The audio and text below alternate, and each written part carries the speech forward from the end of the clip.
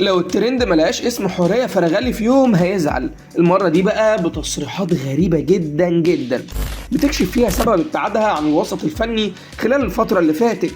تعالوا بقى نشوف قصة حورية فرغلي دي ايه من البداية للنهاية.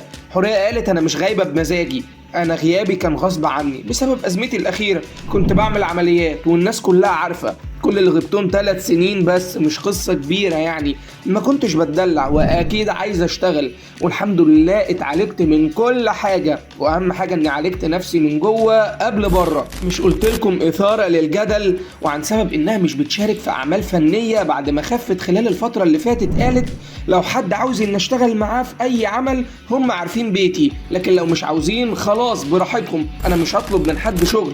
طب تعرف بقى ان حورية فرغلي اعتذرت خلال الفترة اللي فاتت عن فيلم اسمه ديفاجو، ونشرت بوست مبهم جدا محدش فهم فيه اي حاجة، وقالت سلام عليكم، خبر مهم جدا، بعتذر رسميا عن فيلم ديفاجو لعدم المصداقية في التعامل، وما وضحتش اي حاجة بعديها. وكانت اخر مشاركة لحورية في عمل فني هو مسلسل ايام 2 واللي اتعرض سنة 2022.